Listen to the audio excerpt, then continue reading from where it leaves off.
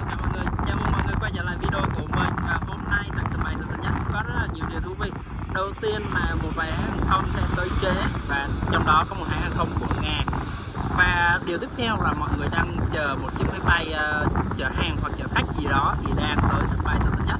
Chiếc máy bay này thì sẽ là một chân tình, và chúng ta cùng nhau khám phá xem chiếc máy bay đó là chiếc máy bay nào nhé. Còn bây giờ thì chúng ta sẽ đi khám phá thế nào. Và đầu tiên chúng ta có chiếc Boeing 777-300ER của Philippines Airlines. Chiếc máy bay thực hiện chặng bay từ Manila, Philippines về đến sân bay Tân Sơn Nhất. Chiếc máy bay này thì có số đăng bạ rất là đặc biệt RPC 77777. Nói chung chiếc máy bay này rất là nhiều số 7 luôn đúng không mọi người. Chiếc máy bay này sẽ thực hiện chặng bay từ sân bay Manila về đến sân bay Tân Sơn Nhất, và chiếc máy bay này được đưa vào hoạt động từ năm 2009.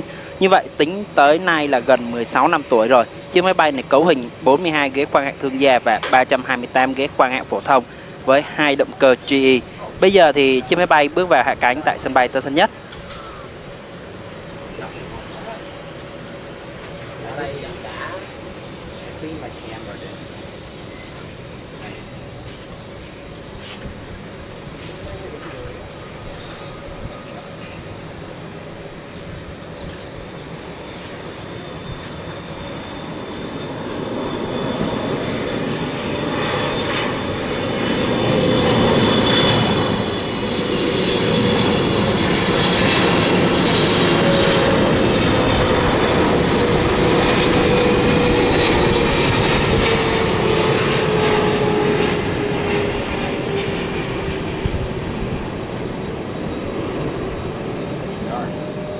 Và chiếc máy bay đã hạ cánh xuống đường băng 25 phải sân bay Tân Sơn Nhất, và chiếc máy bay sẽ ở đây khoảng 2 tiếng đồng hồ trước khi quay trở lại để khởi hành. Và quay trở lại đường băng 25 phải, nơi một chiếc máy bay khác của chúng ta đang bước vào hạ cánh.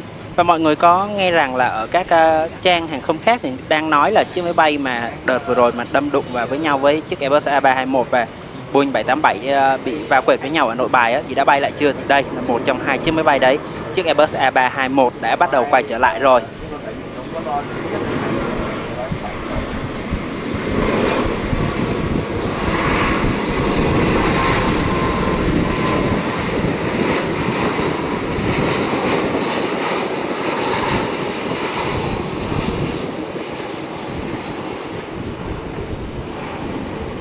Chiếc máy bay này đã quay trở lại hoạt động rất là lâu rồi, nhưng mà đặc biệt đó thì cái hình hoa sen ở phía đuôi thì rất là đặc biệt. Mọi người nếu mà có thời gian đi có thể chiêm ngưỡng chiếc máy bay này nhé. Và chiếc máy bay đã hạ cánh xuống đường băng 25 phải thì quay trở lại với ngay phía sau đấy chúng ta có một chiếc Boeing 777 chở hàng của Aerologic. Chiếc máy bay thực hiện chặng bay từ Frankfurt về đến sân bay Tân Sơn Nhất.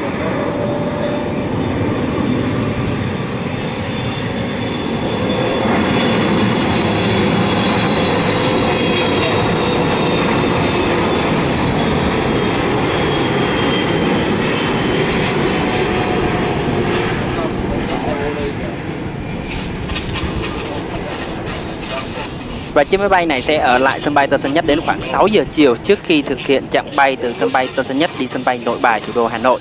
Và quay trở lại một chút, đây một điều khá là đặc biệt tại khu vực sửa chữa máy bay của Vaeco. Mọi người thấy không, chiếc máy bay Boeing 787-10 đang có hiện tượng nhả khói trắng á. Nhưng mà đây không phải là lỗi kỹ thuật gì đâu nha mọi người. Đây là chiếc máy bay mang số đăng bạ VNA874 đang thực hiện là khởi động động cơ sau khi thay động cơ mới. Và đây là một trong những rất là dịp hiếm hoi chúng ta sẽ thấy chiếc máy bay thay động cơ và sẽ khởi động động cơ lần đầu tiên đó, thì các bọc dầu nó sẽ bị bung ra và nó sẽ tạo một làn khói trắng như vậy. Và chiếc máy bay của chúng ta đã được sử dụng sửa chữa ở tại Vaeco cũng rất là lâu rồi. Bây giờ thì chiếc máy bay sẽ được đưa vào kiểm tra và chuẩn bị quay trở lại bầu trời. Còn quay trở lại với khu vực đường băng hạ cánh trở lại, chúng ta có một chiếc Boeing 777-300ER của Qatar Airways. Và điểm đặc biệt của những chiếc Boeing 777-300ER của Qatar Airways đều được trang bị Starlink, một hệ thống kết nối Internet tốc độ rất là cao và của công ty chủ quản là của tỷ phú Elon Musk mọi người. Và bây giờ chiếc máy bay hạ cánh xuống đường băng 25 phải sân bay Tân Sơn Nhất.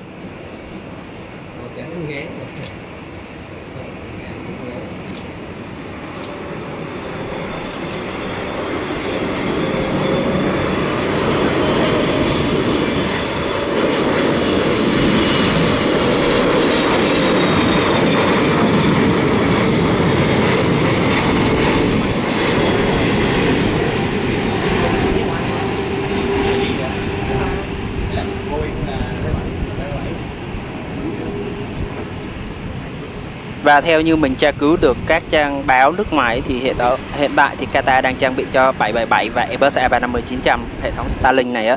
Còn quay trở lại bầu trời, chúng ta có một chiếc Boeing 787 của Vietnam Airlines. Chiếc máy bay này mình quay đặc biệt vì sao? Vì vừa nãy chúng ta đã nói chiếc Airbus A321 mà có va chạm với chiếc máy bay Boeing 787 á, thì đây là chiếc máy bay Boeing 787 mà đã va chạm đây. Và nó đã quay trở lại bầu trời phải gần được 2 tháng nay rồi mọi người. Và chiếc máy bay này đã hoạt động rất là bình thường rồi và thực hiện chặng bay từ sân bay Nội Bài, thủ đô Hà Nội về đến sân bay Tân Sơn Nhất. Chiếc máy bay đang bước vào hạ cánh.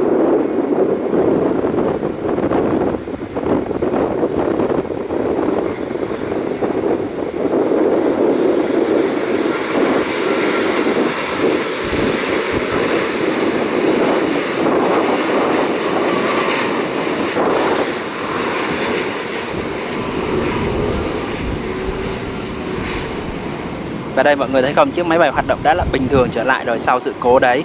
Và bây giờ thì chiếc máy bay sẽ hạ cánh xuống đường băng 25 phải. Và mọi người thấy không, Boeing 787 cũng là một đội bay chủ lực của Vietnam Airlines á. Còn quay trở lại đường băng 25 phải, nơi ngay phía sau đó có một chiếc máy bay Boeing 737. Nhưng mà chiếc máy bay này không chở khách đâu nha mọi người. Đây là chiếc máy bay chuyển đổi từ chở khách qua chở hàng. Và chiếc máy bay này đến từ một hãng hàng không của Trung Quốc. Và chiếc máy bay này đang bước vào hạ cánh.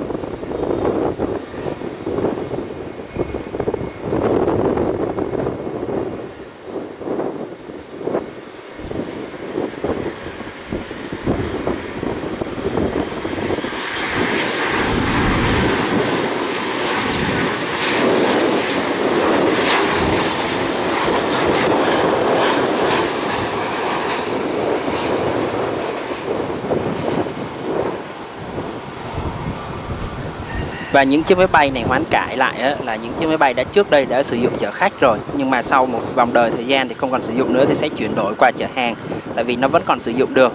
Và chiếc máy bay này đặc biệt đúng không mọi người, rất là đẹp luôn. Còn bây giờ thì chúng ta sẽ tới với một chiếc máy bay khác, chiếc máy bay rất là đặc biệt đến từ nước Nga xa xôi. Chiếc máy bay thực hiện chặng bay từ Moscow, Nga về đến sân bay Tân Sơn Nhất của hãng hàng không Aeroflot. Hãng hàng không này của Nga hiện tại thì vào buổi sáng tới, nhưng mà không hiểu vì sao hôm nay thì chiếc máy bay này tới trễ khoảng 6 tiếng đồng hồ và hôm nay đổi luôn dòng máy bay. Trước đây thì hãng sử dụng Airbus A350-900 nhưng mà hôm nay sử dụng A330-300 của mình. Bây giờ thì chiếc máy bay sẽ hạ cánh xuống sân bay Tân Sơn Nhất nào.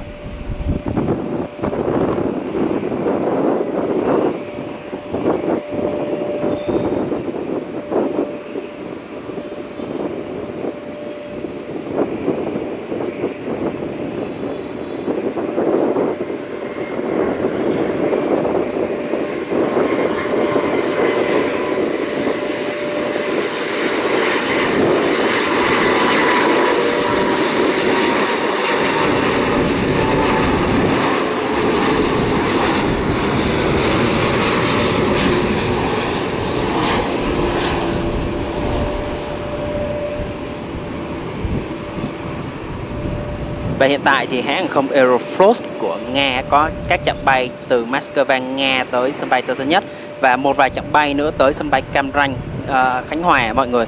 Và chiếc máy bay đã hạ cánh xuống đường băng 25 phải thì quay trở lại với đường băng 25 trái, nơi chúng ta có một chiếc Airbus A320 của Vietnam Airlines. Và Vietnam Airlines thì có khoảng 3 chiếc này thôi. Và chiếc máy bay được lệnh khởi hành rời khỏi sân bay.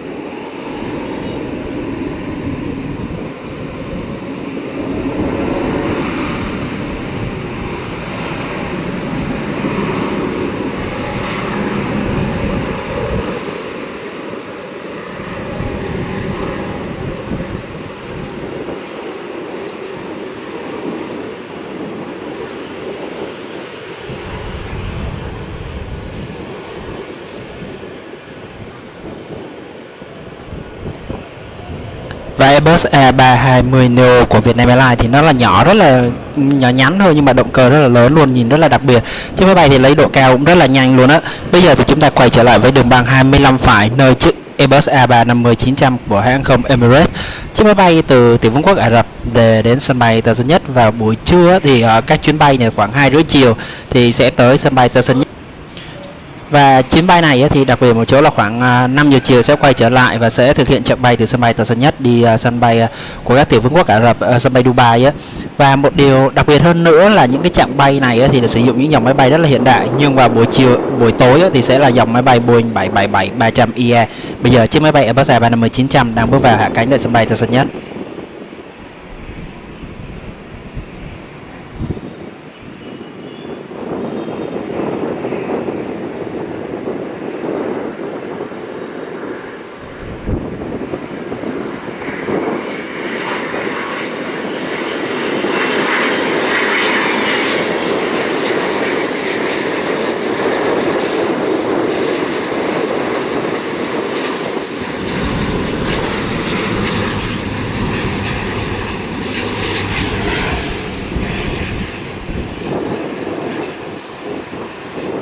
Và điều khá là thú vị là những cái dòng máy bay Airbus A350-900 của Emirates này thì là những cái máy bay rất là còn mới. Có những chiếc máy bay còn nửa năm thôi, có chiếc máy bay cao tuổi nhất thì cũng gần 1 năm tuổi.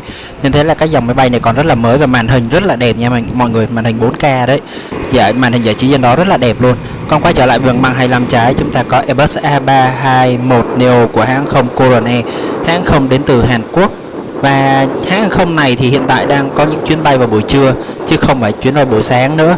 Nhưng mà nghe nói sắp tới đây thì hãng hàng không này sẽ đưa các chuyến bay Airbus A330-300 của mình tới thay thế cho những chiếc Airbus A321neo này. Và bây giờ thì chiếc máy bay Airbus A321neo này được lệnh lên đường băng 25 trái sân bay Tân Sơn Nhất.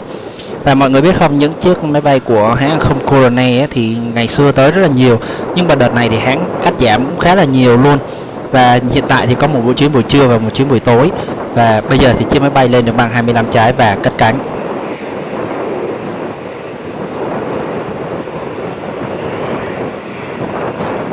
Và cũng nhân đây thì chúng ta sẽ có thấy một chiếc máy bay SkyTeam đằng sau thì Coron Air và Vietnam Airlines là cùng chung liên minh hàng không SkyTeam nha mọi người. Cùng chung liên minh và nói chung là hai hãng không có nhiều chuyến bay cốt xe với nhau lắm á. Còn bây giờ thì chiếc máy bay Airbus A321neo được lệnh cất cánh rời khỏi sân bay Tân Sơn Nhất.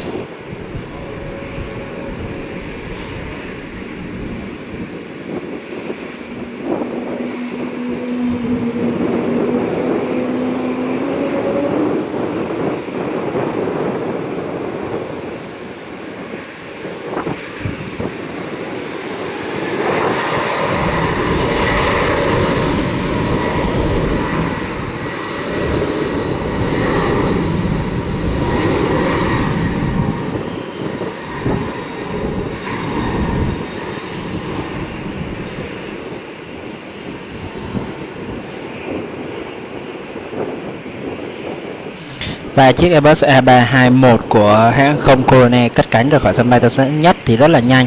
Và ngay sau đó thì chúng ta sẽ quay trở lại với đường băng 25 phải, nơi một chiếc máy bay Airbus A350-900 của hãng không Singapore Airlines về hạ cánh. Và hãng không Singapore Airlines hiện tại có rất là nhiều chuyến bay kết nối giữa sân bay Changi, Singapore và Việt Nam. Đặc biệt là với sân bay Tân Sơn Nhất thì có khoảng 3 chuyến một ngày, 2 chuyến sáng, trưa, chiều, tối nha mọi người. Bây giờ thì chiếc Airbus A350-900 này hạ cánh đã.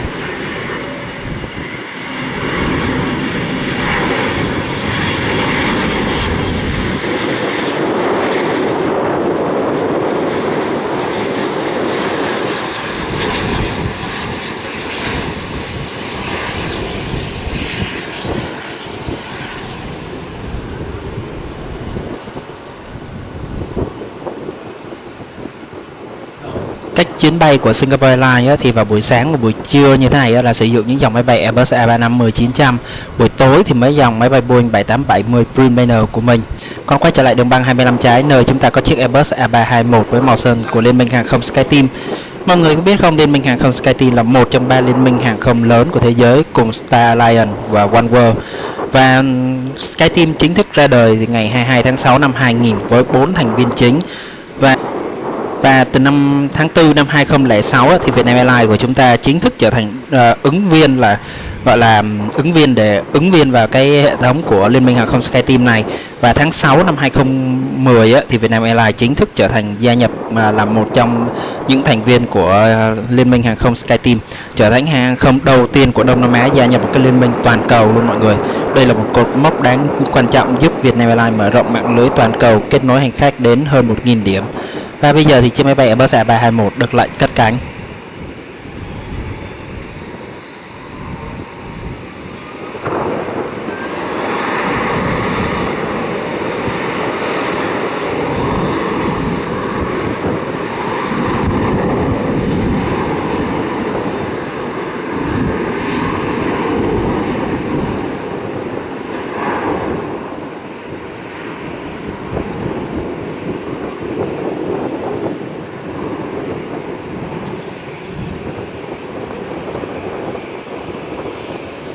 Một điều đặc biệt đó là Vietnam Airlines thì có 2 chiếc máy bay có sơn màu sơn Liên minh hàng không SkyTeam nha mọi người. Chiếc Airbus A321 này và chiếc máy bay độc nhất trên thế giới Airbus A350-900 có màu sơn của Liên minh hàng không SkyTeam. Bây giờ quay trở lại với đường băng 25 phải, nơi một chiếc máy bay Airbus A321 của một hãng hàng không nào đó thì đang bước vào hạ cánh tại sân bay Tân Sơn Nhất với chiếc máy bay màu trắng. Và chiếc máy bay này được hoán cải từ máy bay chở khách sang máy bay chở hàng. Và chắc mình sẽ cố gắng là tra cứu các thông tin về chiếc máy bay này. Và chiếc máy bay này đang hạ cánh trong điều kiện thời tiết gió giật rất là mạnh.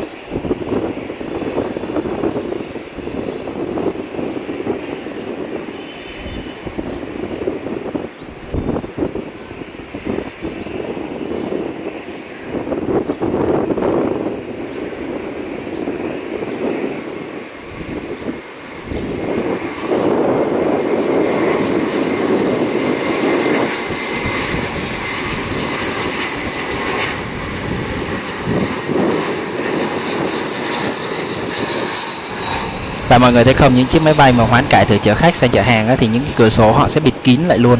Và chiếc máy bay này đặc biệt đúng không mọi người, trắng bóc luôn đúng không. Và chiếc máy bay hạ cánh xuống đường băng 25 phải. Và hy vọng thì trong video sau mình sẽ cố gắng là cung cấp thông tin về nó. Còn bây giờ thì xin chào và hẹn gặp lại mọi người ở những video tiếp theo nha.